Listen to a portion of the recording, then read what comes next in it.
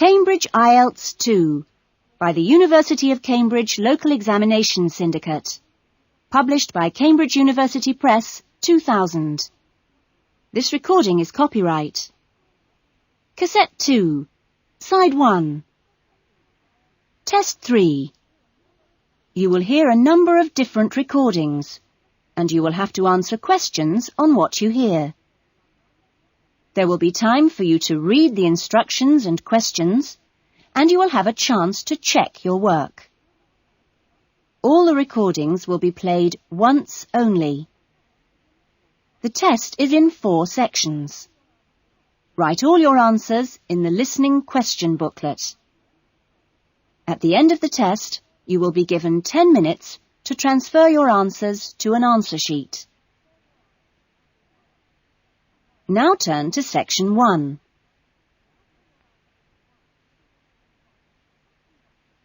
Section 1. You will hear someone being asked their opinion of a new television station. First, you have some time to look at questions 1 to 4.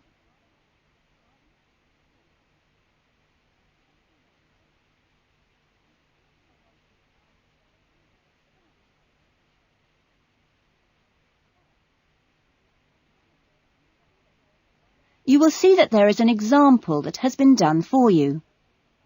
On this occasion only, the conversation relating to this will be played first.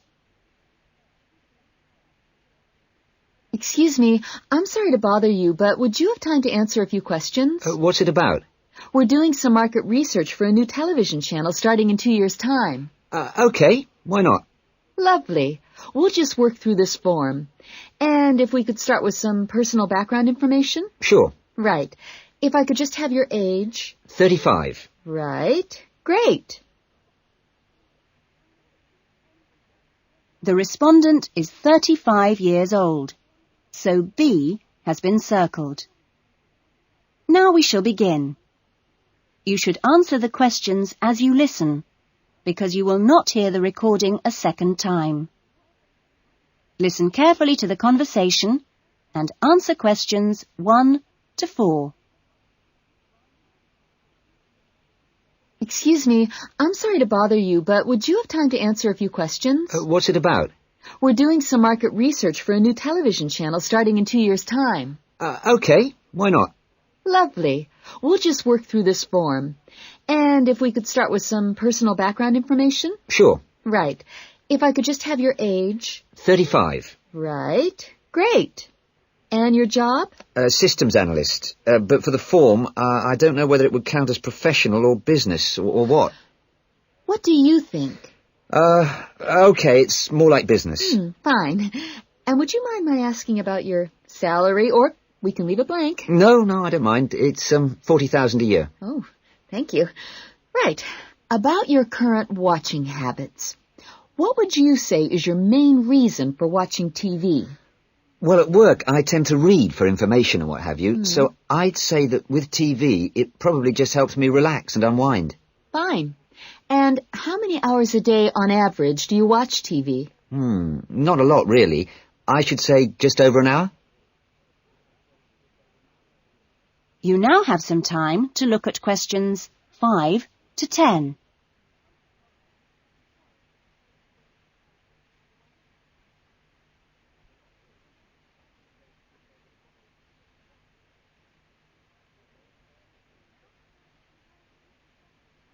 Now listen carefully and answer questions 5 to 10. So what are the 2 main times of the day that you watch TV?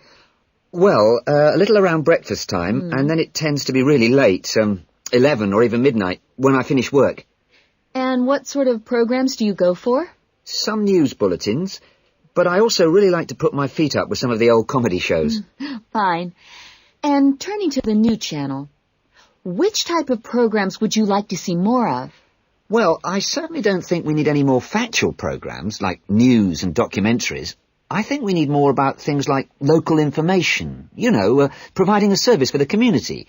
And in the same vein, perhaps more for younger viewers. Good quality stuff. Uh-huh. And if you had to give the new director some specific advice when they set up the channel, what advice would you give them?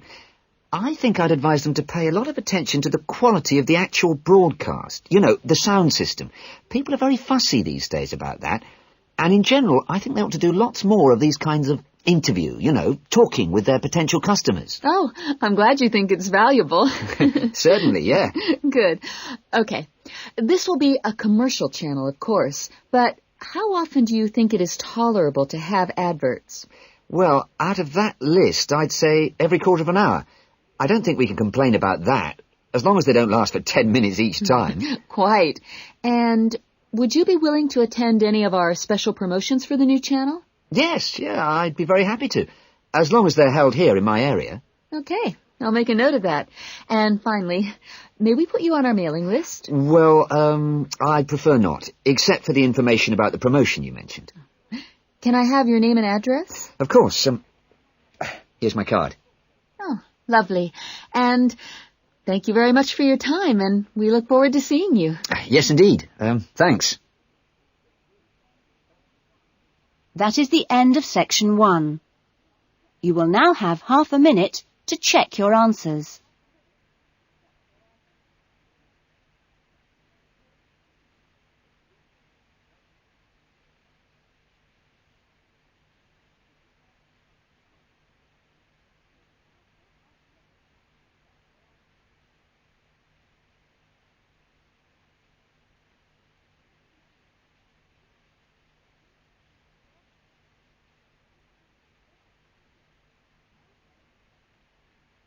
Now turn to section 2.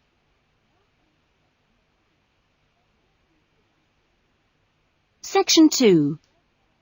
You will hear a student welfare officer talking to a small group of students just before the beginning of term. First, you have some time to look at questions 11 to 16.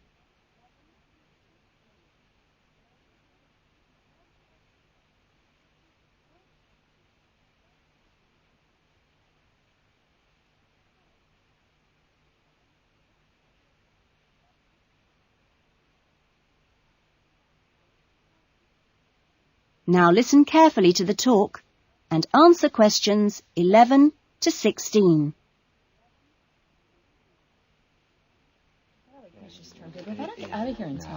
Okay. Well, good morning, everybody. My name's Elizabeth Reed, and I'm your Assistant Welfare Officer. What I'd like to do now is tell you a little more about some of the social facilities available on the campus, and also to tell you something about what the town has to offer. As you probably know already, the Student Union building is the main centre of social life here, as indeed it is in most British universities. The Union runs a weekly programme of events for all tastes. Oh, everything from discos to talks by guest speakers. Many of these events are fundraising activities for charities, which the Union takes very seriously. They manage the Students' Union paper shop, selling magazines and newspapers, as well as stationery, sweets and so on. Let me see. There's the ticket shop, where you can get some very good deals on, well, for example, coaches to London, or inexpensive charter flights. As cheap as you'll get anywhere, people say. Or tickets for big pop groups playing here or at other venues all over the country, or plays in London. Oh, and we mustn't forget the Union cafeteria and the big new diner. Yes, did you have a question? Yeah, does the Union also provide help with any problems? I mean, advice on financial problems, for example, or does the university provide that? Yes, the Union run their own advice service, offering help with financial matters, such as grants. I'm sure you realise anything medical should be discussed with the University Medical Service, which also has an excellent counselling centre. I think that was made clear yesterday. However, the Union has its own officer who can give advice on legal problems. You now have some time to look at questions 17 to 20.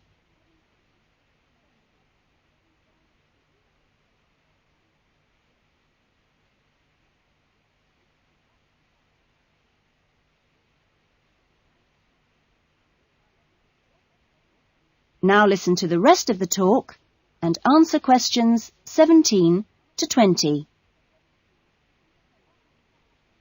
Now, on to Radford. For a town of its size, Radford has some unusually good leisure and community facilities and has quite a good shopping centre with an interesting range of shops. As you go into Radford, there's a new, well, quite new, Olympic-sized swimming pool. That's on the outskirts at a place called Renton. Above the pool, there's a high-tech fitness centre. Are there any ice skaters here? No? Oh, pity. The facilities for ice skating are excellent. Well, the new Metro Tower, right in the centre of town, has got an ice rink and a sports hall for squash, badminton, volleyball and several other indoor sports. And in the same building, there's a new cinema with 6 screens. Then, let me see, in the main square, just 2 minutes' walk from the Metro Tower, there's the Theatre Royal, which often gets London productions on tour. And in the streets nearby, you can find a good range of inexpensive restaurants, including Indian, Chinese, Thai and Italian. That is the end of section 2. You will now have half a minute to check your answers.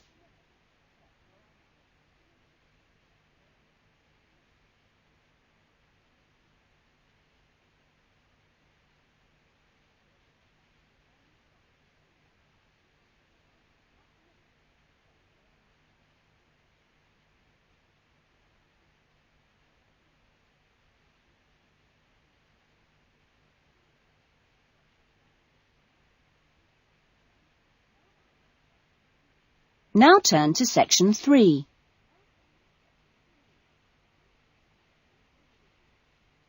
Section 3. You will hear a tutor, Dr. Simon, talking to some of his students about writing a dissertation. First, you have some time to look at questions 21 to 26.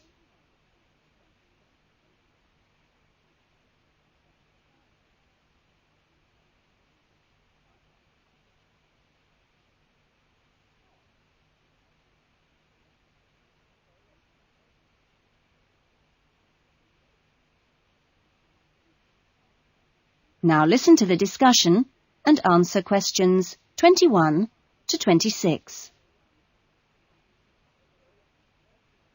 OK, welcome back to the new term. Hope you've had a good break and that you're looking forward to writing your dissertation. Now, what I'd like to do in this session is give you the opportunity to ask questions on writing the dissertation. Requirements, milestones, who to see when you need help. It's very informal. It may all be written on paper, but it's nice to get it confirmed. So, anything you'd like to ask? Dr. Simon, is there a fixed hand-in date yet? Right, I can confirm that that's the 21st of May, not the 20th, as we first stated. OK? Jane? What about the word limit? Well, we try to be pretty flexible on this, but in broad terms, it's 18 to 20,000. Ah. And you can choose your topics, anything from years 2 and 3. Yes? I still haven't got any idea what I want to do it on. Who... Well, you should see your course tutor to agree on your final title, and you should also be aware that there's a special programme running on research methods for anyone who wants some extra help on that. Can I just check on the deadlines for everything? Yes, sure. Look, let me write it on the board. When the different stages have to be completed. First of all, you've got to work on your basic bibliography. And that's due into your course tutor by the 31st of January, which is just 2 weeks away, so you'd better get a move on that. Do we have to have our own draft plan by then? No, your draft plan is due on the 7th of February, which is a week later, so that should give you plenty of time. And when do we have to be doing the research? That's over a 1-month period, essentially February to March. And the write-up? Well, you can't really get going on your writing until you've got quite a bit of the research done. So that's really March to May, with the hand-in date on the 21st. Any more questions? Now you have some time to look at questions 27 to 30.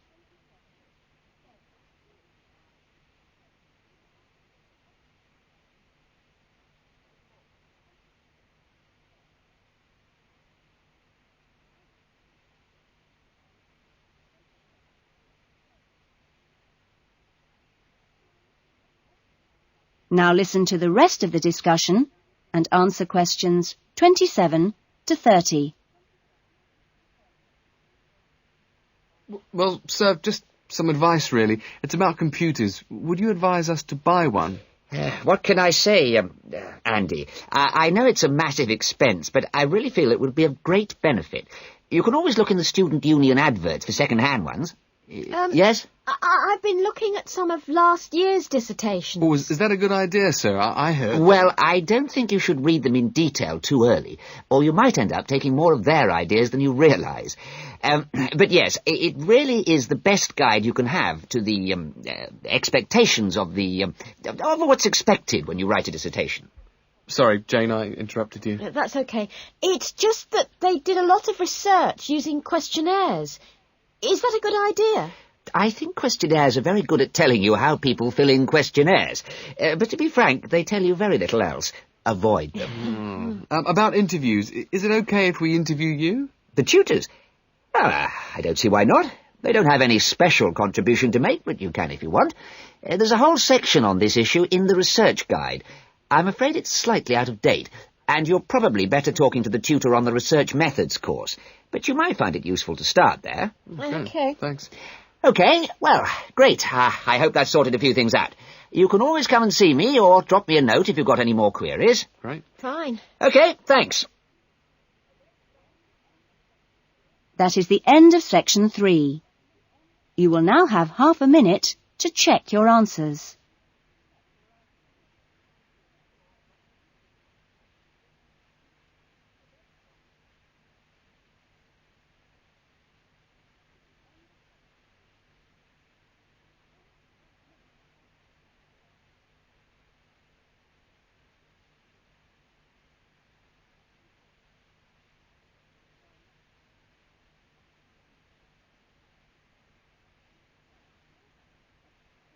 Now turn to section 4.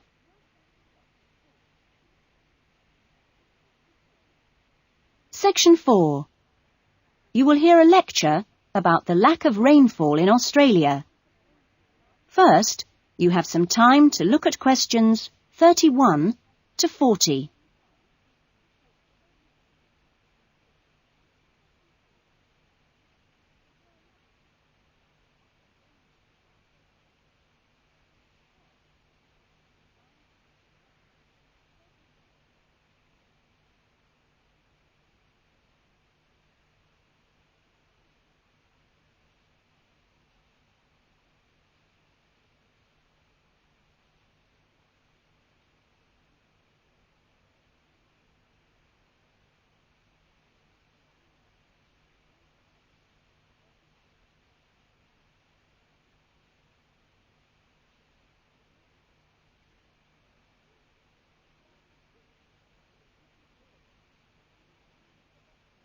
Now listen to the lecture and answer questions 31 to 40. Good morning. This morning, we are continuing our look at Australia and its natural problems. Actually, dryness, or aridity, as it is generally called by geographers, is probably the most challenging of Australia's natural problems. And so it's very important in this course for you to have a good understanding of the subject. For Australia, water is a precious resource, and its wise management is of the greatest importance. As I've said, Australia is a dry continent, second only to Antarctica in its lack of rainfall. Long hours of hot sunshine and searing winds give Australia an extremely high rate of evaporation, far more than in most other countries. It's estimated that approximately 87% of Australia's rainfall is lost through evaporation, compared with just over 60% in Europe and Africa, and 48% in North America. You generally think of Africa as being a very hot and dry place, but it's not in comparison with Australia. In many parts of Australia, standing water, that is, dams, puddles and so forth, dry up rapidly, and some rainfall barely penetrates the soil. The reason for this is that the moisture is absorbed by thirsty plants. Some parts of Australia are dry because rainwater seeps quickly through sandy soils and into the rock below. In parts of Australia, this water, which seeps through the sandy soil, collects underground to form underground lakes. Water from these subterranean lakes can be pumped to the surface and tapped, and so used for various purposes above the ground. In fact, extensive underground water resources are available over more than half of Australia's land area. But most of the water is too salty to be used for human consumption or for the irrigation of crops. However, most inland farmers do rely on this water for watering their animals and, where possible, to a lesser extent, for irrigation. Underground water can flow very large distances and can be kept in underground reservoirs for a very long time. Water from these underground reservoirs bubbles to the surface as springs in some parts of the country, and these rare sources of permanent water were vital to early explorers of inland Australia and to other pioneers last century who used the springs for survival. But in many places, levels have fallen drastically through continuous use over the years. This has necessitated the pumping of the water to the surface. Remarkably, underground water sources in Australia supply about 18% of total water consumption. So you can see it's quite an important source of water in this dry land. So, most of the consumption of water in Australia comes from water which is kept above ground. More than 300 dams regulate river flows around the country. The dams store water for a variety of functions. The rural irrigation of crops, without which many productive areas of the country would not be able to be farmed. The regulation of flooding, a serious problem which will be dealt with later in the course. And last but not least, the harnessing of the force of gravity for the generation of electricity. That is all we have time for this morning, but you'll be able to do further study on this important area in the library. I have a handout here with references on the subject, so if you're interested, please come up to the desk and take a copy. Next week's lecture is a case study of an outback farm, and it'll be going into detail about some of the problems we've discussed here.